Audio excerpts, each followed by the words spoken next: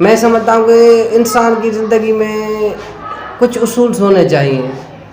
کسی بھی آپ ادارے میں اگر کوئی کام کرتے ہو تو اس میں اگر آپ کی کوئی خاطر خواہ یہ کہ پالیسی نہیں ہوگی, کوئی ایک ویژن نہیں ہوگا تو آپ کامیاب نہیں ہو سکتے. سختی کا جہاں تک تعلق ہے تو سختی جس طرح ایک بندہ خود, ہماری یہ سوچ ہوتی ہے ایز اے طور پر کہ اگر میں اپنی ڈیوٹی ایمانداری سے سر انجام دے رہا ہوں, اگر میں اسکول ٹائم پر جاتا ہوں, اگر میں بچوں کے جو مفادات ہیں یا بچوں کی تعلیم کے حساب سے سوچتا ہوں, تو میری سوچ ہوتی ہے کہ ٹیچرس حضرات جو ہوتے ہیں ہمارے, ان کی بھی یہی سوچ ہونی چاہیے.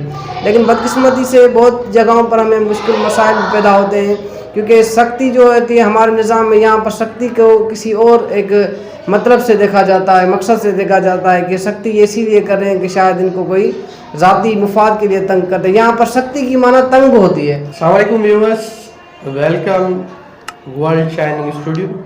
آج ہم آپ کی ملاقات کرواتے ہیں جام شورہ کے ینگ ہیڈ ماسٹر نادر علی چانڈیو سے. باتیں کرتے ہیں اور جانتے ہیں ان کی زندگی کے بارے میں, ان کی تعلیم کے بارے میں. السلام علیکم ورحمۃ اللہ وبرکاتہ. وعلیکم السلام ورحمۃ اللہ. سر آپ اپنا انٹروڈکشن کروائیے. کہتے ہیں میرا نام نادر علی چانڈیو ہے اور میں ابھی ہیڈ ماسٹر ہوں government girls primary school Jamshoro colony میں, تالکا کوٹلی, ڈسٹرکٹ جام شورہ میں میری جاب ہے. سر اپنی تعلیم کے متعلق کچھ ہمارے ویورز کو بتائیے کہ آپ نے کہاں سے تعلیم حاصل کی.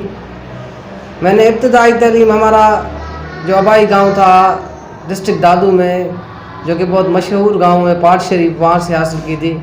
پھر ہم لوگ جہاں جام شورہ میں شفٹ ہو گئے تھے تو میں نے matric government boys high school Jamshoro colony سے کی تھی. اس کے بعد گورنمنٹ ڈگری کالج قاسم آباد سے انٹر کی تھی. اس کے بعد میں نے سندھ یونیورسٹی میں سے 2012 میں ایم اے انگلش میں کی تھی, اور اس کے بعد 2018 میں نے ایم ایڈ بھی کی تھی. ایچ ایم بننے تک جو بھی آپ نے مشکلات دیکھی ان کے بارے میں کچھ بتائیے گا.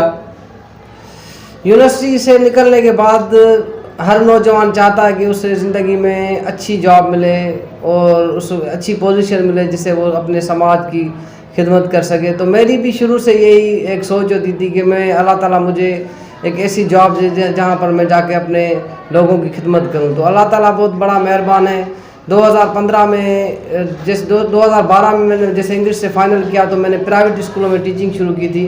تو 2015 میں سندھ گورنمنٹ میں ہیڈ ماسٹر کی 2000 پوسٹیں اناؤنس کی تھی.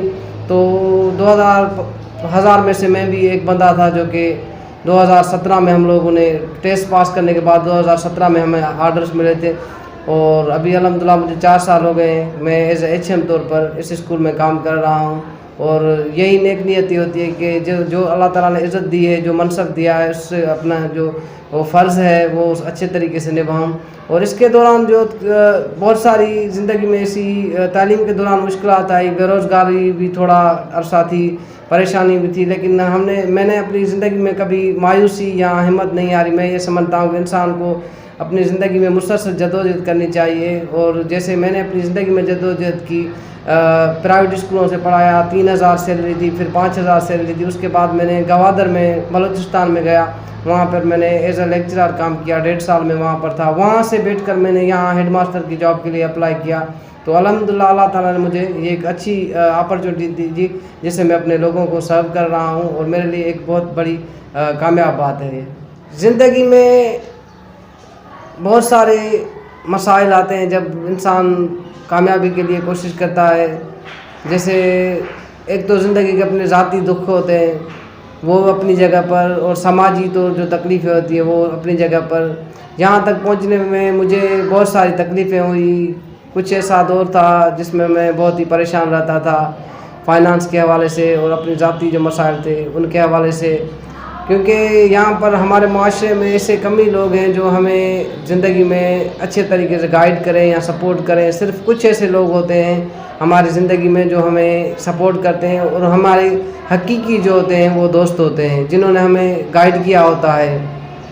تو اس حوالے سے جب انسان کی زندگی میں کوئی مشکلات آتی ہے تو وہ پریشان ہو جاتا ہے, سوچتا ہے کہ میں ابھی کیا کروں اور کس کے ساتھ اپنے مشکلات یا مسائل شیئر کروں. پھر اللہ تعالیٰ نے انسان کو ہدایت دی ہے, اس میں کچھ ایسے لوگ دیے ہیں جو کہ انسان کو اس کو سمجھاتے ہیں کہ بھائی یہ جو دکھ ہے یہ تکلیف ہے زندگی میں عارضی ہیں اور ان سے نکلنا مشکل ہے یا کوئی مسائل ہے اس سے نکلنے کے لیے ہمیں محنت کی ضرورت ہے اور ایک اچھی حکمت عملی کی ضرورت ہے.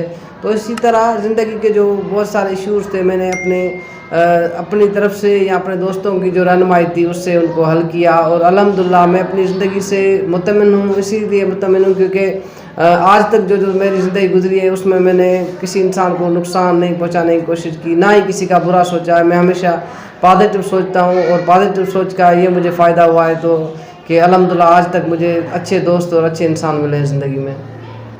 کوئی آپ کا فیوریٹ پولیٹیشین؟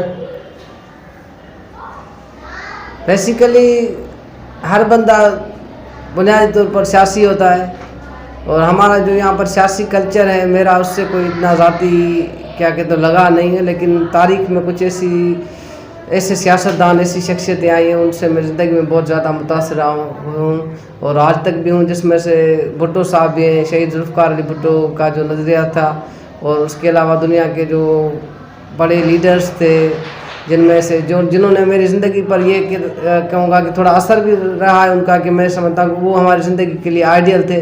میں ذاتی طور پر مطلب شہید ذوالفقار علی بھٹو اور کرنل قذافی جو لیبیا کا صدر تھا وہ بھی میری ایک اچھی پسندیدہ شخصیت تھی کیونکہ اس میں وہ بہادری تھی, تو مجھے ایسے لوگ بہت پسند ہوتے ہیں. اس کے علاوہ ایک ایران کا صدر تھا احمدی نژاد, وہ ایک بولڈ پولیٹیشین تھا. مجھے ایسے پولیٹیشینز پسند ہوتے ہیں جن کا اسٹینڈ جو ہوتا ہے وہ کلیئر ہوتا ہے اور وہ کسی سامراج قوتیں جو ہوتی ہیں یا کسی بھی دوسرے جو کہ طاقتور ملک سے ہوتے ہیں ان سے ڈرتے نہیں ہیں اور ان سے اپنے ملک اپنے قوم کے جو مفادات ہیں سب سے پہلے رکھتے ہیں اور بعد میں ان کے جو ذاتی مفاد ہوتے ہیں تو ان کو دیکھتے ہیں. تو ایسے سیاستدان جو میری نظر میں جو قوم کی بھلائی کے لیے کام کرتے ہیں, جو قوم کے وسیع تر مفاد کے لیے کو ترجیح دیتے ہیں, میری نظر میں وہی اچھے سیاستدان ہیں اور جن کے میں نام لیے ہیں یقیناً میری نظر میں یہی اچھے سیاستدان رہے ہیں.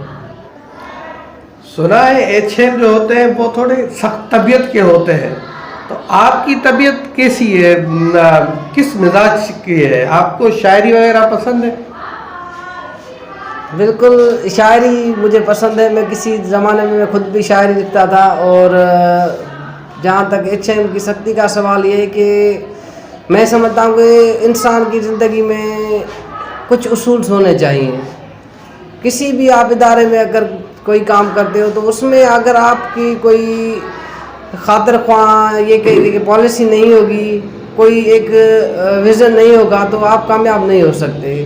سختی کا جہاں تک تعلق ہے تو سختی جس طرح ایک بندہ خود ہماری یہ سوچ ہوتی ہے ایچ-ایم طور پر کہ اگر میں اپنی ڈیوٹی ایمانداری سے سر انجام دے رہا ہوں, اگر میں اسکول ٹائم پر جاتا ہوں, اگر میں بچوں کے جو مفادات ہیں یا بچوں کی تعلیم کے حساب سے سوچتا ہوں, تو میری سوچ ہوتی ہے کہ ٹیچرس حضرات جو ہوتے ہیں ہمارے ان کی بھی یہی سوچ ہونی چاہیے.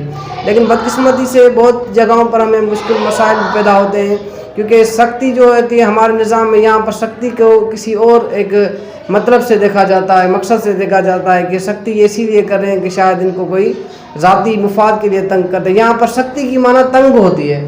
کسی پر سختی کرو کہ بھائی ٹائم پر آنا ہے یا بچوں کو پڑھانا ہے تو ان کی ذہن میں یہ سوچ ہو جاتی ہے کہ وہ یہ سوچتے ہیں کہ سختی اسی لیے کر رہا ہے کہ شاید اس کو کسی چیز کی ضرورت ہے. لیکن اس طرح نہیں ہوتا. کسی ادارے کو اچھے طریقے سے چلانے کے لیے اس کو سختی کرنا لازمی ہے. بچوں پر سختی ہونی چاہیے.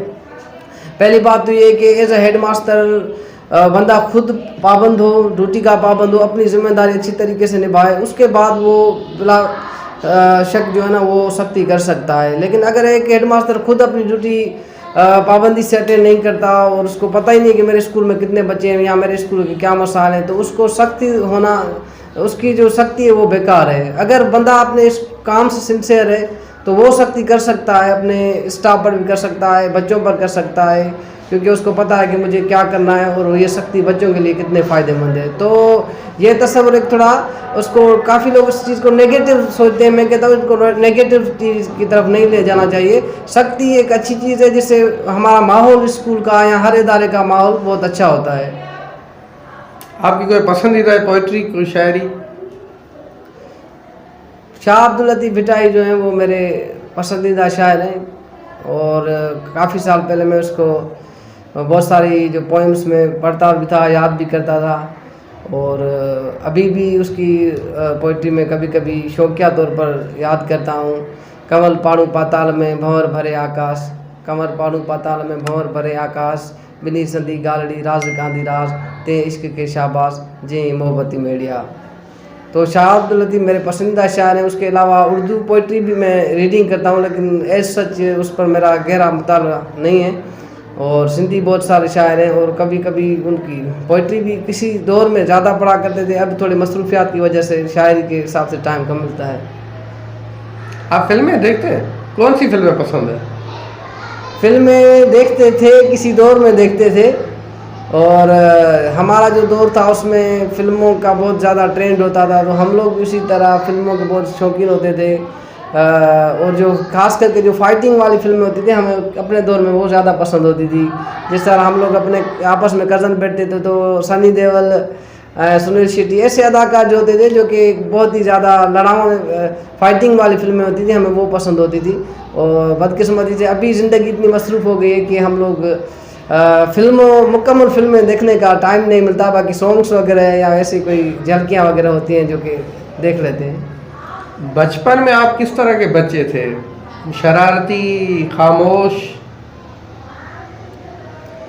بچپن سے میرے گھر والوں کا جو کہنا ہے, کیونکہ میں اپنے گھر والوں کی جو باتیں شیئر کرتے ہیں ان سے ہی ظاہر بندے کو پتہ چلتا ہے, تو میرے گھر والے کہتے ہیں میں بچپن سے ہی ایک بہت ہی اچھا بچہ نہیں ہوتا ہے, اور خاموش طبیعت کا اور اچھا بچہ, کسی چیز پر کوئی ضد نہیں کرتا تھا. ایون اتنے تک جو میرا فادر تھا, اللہ تعالیٰ اس کو جنت نصیب کرے, تو وہ مجھے بہت زیادہ پیار کرتا تھا. تو وہ گھر والے اس کو پوچھتے تھے کہ آپ اس سے کیوں پیار کرتے ہو اتنا, تو وہ بولتا تھا یہ میرا بچہ, وہ دوسرے بچے بھی ہیں لیکن یہ میرا وہ بچہ ہے جو مجھے تنگ نہیں کرتا.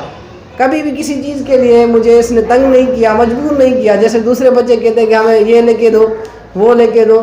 تو میں مطلب اپنے گھر کے حساب سے بھی مطلب شرارتیں تو چلو اسکولوں میں دوستوں کے ساتھ بہت ساری ہو جاتی تھی, لیکن کلاس میں اچھا بچہ ہوتا تھا. اور گھر میں بھی میں اتنی شرارتیں خاص طور پر نہیں کرتا تھا, کیونکہ شروع سے ہی میں تھوڑا سوبر ٹائپ کا بندہ ہوتا تھا. تو ایسے ہی دوست کچھ شرارتی مل جاتے تھے, ان سے وہ الگ کوئی حرکتیں ہوتی تھی وہ الگ تھی. باقی گھر میں میری کبھی کوئی ایسی شکایت نہیں ملی کہ میرے گھر والوں کو. ایسا کوئی لمحہ جس میں آپ بہت زیادہ خوش ہوئے ہوں؟ زندگی میں ایسے لمحات آتے ہیں جب انسان کو خوشی ہوتی ہے, اور میں یہ سمجھتا ہوں کہ میں نے اپنے زندگی میں مطلب کسی بھی چیز کو اپنے آپ پر زیادہ کیا کہتے ہیں کہ اس کا اثر نہیں لیا ہے. خوشی بھی جب خوش میں ہوا ہوں, سپوز کر مجھے یہ جاب ملی 17 اسکیل کی تھی, تو میں اس میں بہت زیادہ خوش ہو گیا تھا. مطلب میں یہ سمجھ رہا تھا یہ کہ میرے لیے بہت بڑی کامیابی ہے, میرے لیے خوشی کا لمحہ تھا. باقی زندگی میں کچھ ایسے اور بھی معاملات ہوتے ہیں جس میں سے ہمیں خوشی ملتی ہے زندگی میں, اور لیکن میرا یہ اصول ہوتا ہے کہ زندگی میں خوشی ہو یا غم ہو, یہ ساری چیزیں تھوڑے عارضی ٹائم کے لیے ہوتی ہیں, تو میں ان کا اتنا اثر نہیں لیتا اپنی زندگی پر. زندگی میں کوئی ایسی بات ہوئی ہو جس کی وجہ سے آپ بہت زیادہ دکھی ہوئے ہو؟ زندگی میں ایسے دن بھی آئے ہیں جن میں بہت اداس اور پریشان رہا ہوں. جن میں سے کچھ ایسے دن تھے جیسے ایک تو میرے والد کی جو وفات تھی, وہ مجھے بہت دکھ ہے. آج تک اس کا میری زندگی میں بہت ہی احساس ہے اس چیز کا, اور اس کا دکھ میرے دل میں رہتا ہے. اس کے بعد میری جو دادی تھی جس نے مجھے پالا تھا, وہ بھی مجھ سے بہت زیادہ محبت کرتی تھی. اس کا بچھڑنا یہ بھی میری زندگی کا ایک بہت بڑا دکھ تھا. اور اس کے بعد ابھی جو میرا بھائی فوت ہو گیا تھا, تو اس کا بھی زندگی میں مجھے بہت گہرا اثر ہے میری زندگی پر. یہ لمحے یا یہ وہ دن تھے جو کہ میری زندگی میں کبھی بھول نہیں سکتا. وہ لوگ جو میرے بہت ہی عزیز تھے, جن کے ساتھ مجھے بہت لگاؤ تھا, اور جنہوں نے میری زندگی کو بہتر بنانے اور زندگی میں اچھا بنانے کے لیے کوششیں کی تھی, وہ اس دنیا میں نہیں رہے. لیکن ان کی جو باتیں, ان کی جو اچھائیاں ہیں, وہ ہمیشہ مجھے یاد رہیں گی, اور ان کی کمی زندگی میں مجھے, اور ان کے دکھ والے دن ہمیشہ مجھے یاد رہیں گے. نوجوانوں کے لیے آپ کا کوئی میسج؟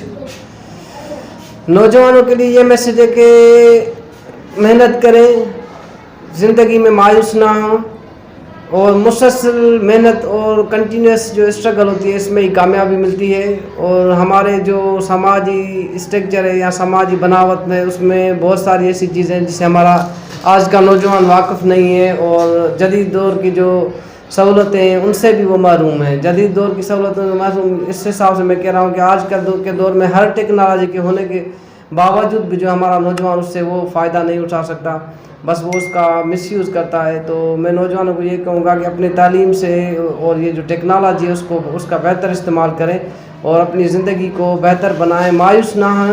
اور مایوسی کفر ہے.